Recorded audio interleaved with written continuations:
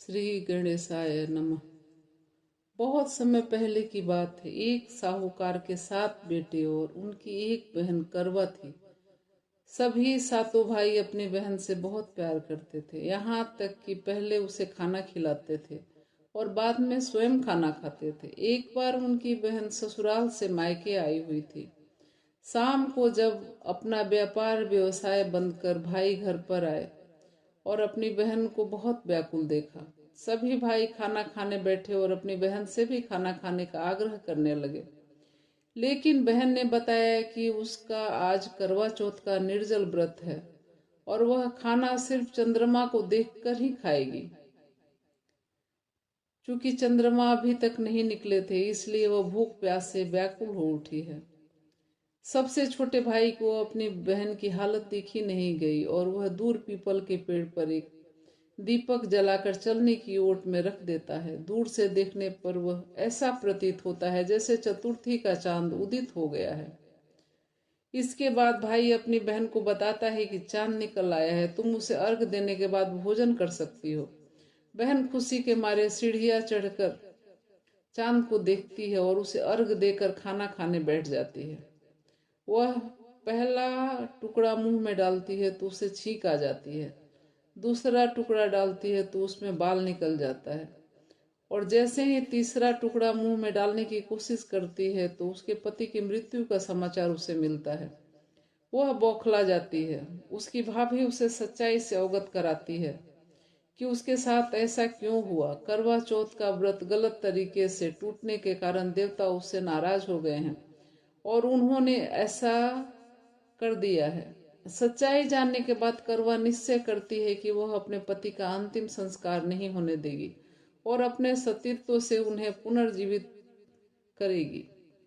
वह पूरे 1 साल तक अपने पति के शव के पास बैठी रहती है, उसकी देखभाल करती है, उससे उसके ऊपर सुई नुमा घास निकलती है, उसको वह एकत्रित करती है। 1 साल बाद फिर करवा चौथ का दिन आता है। उसकी सभी भाभियां करवा चौथ का व्रत रखती है। जब भाभियां उससे आशीर्वाद लेने आती है तो वह प्रत्येक भाभी से यम सुई ले लो, पिए सुई दे दो, मुझे भी अपने जैसी सुहागिन बना दो, ऐसा आग्रह करती है। लेकिन हर बार भाभी उससे अगली भाभी से आग्रह करने का कहकर चली जाती है। इस प्रकार जब 6ठे नंबर की भाभी आती है तो करवा उससे भी यही बात दोहराती है। यह भाभी उसे बताती है कि चूंकि सबसे छोटे भाई की वजह से उसका व्रत टूटा है और उसकी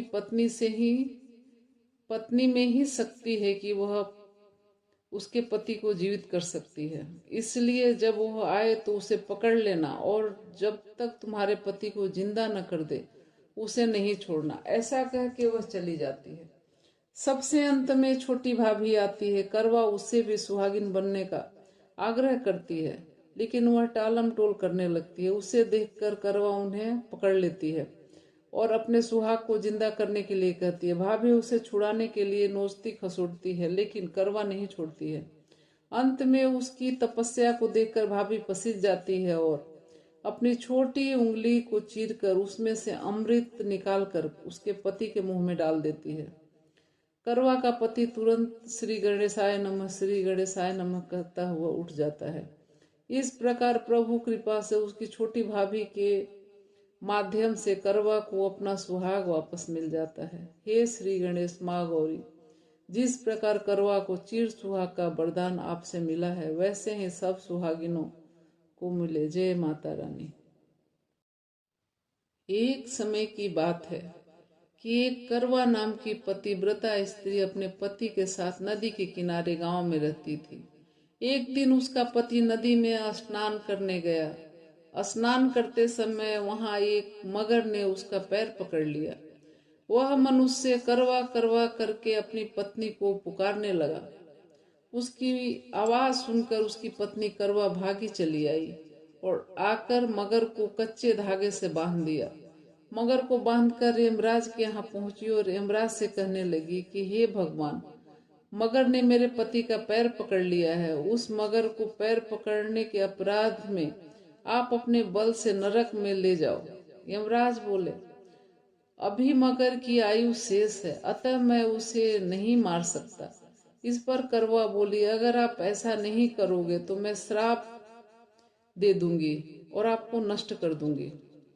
सुनकर यमराज डर गए और उस पतिव्रता करवा के साथ आकर मगर को यमपुरी भेज दिया और करवा के पति को दीर्घायु दी। हे करवा माता, जैसे तुमने अपने पति की रक्षा की वैसे सबके पतियों की रक्षा करे। जय माता रानी। इस कथा का सार यह है कि शाक प्रस्थपुर वेद धर्मा ब्राह्मण की विवाहिता पुत्री वीरवती ने करवा चौथ का व्रत किया था। नियमानुसार उसे चंद्र दर्शन के बाद भोजन करना था, परंतु उससे भूख नहीं सही गई और वह व्याकुल हो उठी। उसके भाइयों ने अपनी बहन की व्याकुलता देखी नहीं गई और उन्होंने पीपल की आड़ में आतिशबाजी का सुंदर प्रकाश फैलाकर चंद्रोदय दिखा दिया और वीरवती को भोजन करा दिया। परिणाम यह हुआ कि उसका पति तत्काल अदृश्य हो गया। अधीर वीरवती ने 12 महीने तक प्रत्येक चतुर्थी को व्रत रखा और करवा चौथ के दिन उसकी तपस्या से उसका पति पुनः जीवित हो गया। जो भी सुहागन करवा चौथ का व्रत रखेगी उसके पति की लंबी आयु होगी। बोलिए माता रानी की जय। ओम जय श्री गणेशाय नमः। एक बार पांडु पुत्र अर्जुन तपस्या करने नीलगिरी नामक पर्वत पर गए।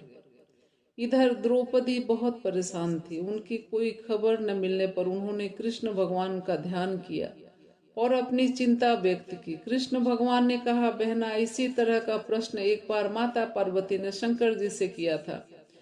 पूजन कर चंद्रमा को अर्घ देकर फिर भोजन ग्रहण किया जाता है। सोने चांदी या मिट्टी के करवे का आपस में आदान प्रदान किया जाता है, जो आपसी प्रेम भाव को बढ़ाता है।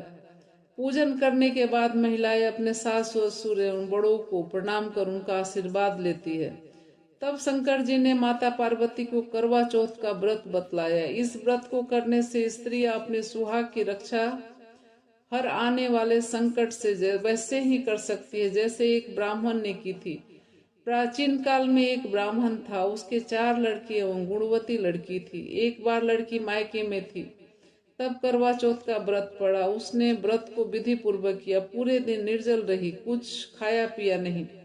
पर उसके चारों भाई परेशान थे कि बहन को प्यास लगी होगी, भूख लगी होगी, पर बहन चंद्रोदय के बाद ही जल ग्रहण करेगी। भाइयों से यह रहा देखा नहीं गया। उन्होंने शाम होते ही बहन को बनावटी चंद्रोदय दिखा दिया। एक भाई पीपल की पेड़ पर छलनी लेकर चढ़ गया और दीपक जलाकर छलनी से रोशनी उत्पन्न कर दी। तभी दूसरे भाई ने नीचे से बहन को आवाज दी, देखो बहन, चंद्रमा निकल आया है, पूजन कर भोजन कर ग्रहण करो। बहन ने भोजन ग्रहण किया। भोजन ग्रहण करते ही उसके पति की मृत्यु हो गई।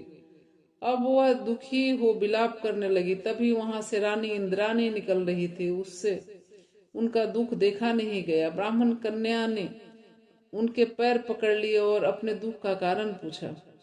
तब इंद्राणी ने बताया, तूने बिना चंद्र दर्शन किए करवा चौथ का व्रत तोड़ दिया, इसीलिए यह कष्ट मिला है। अब तू वर्ष भर की चौथ का व्रत नियम पूर्वक करना तो तेरा पति जीवित हो जाएगा। उसे इंद्राणी के कहे अनुसार चौथ व्रत किया और पुनः सौभाग्यवती हो गई। इसलिए प्रत्येक स्त्री अपने पति की दीर्घायु के लिए व्रत करना चाहती है।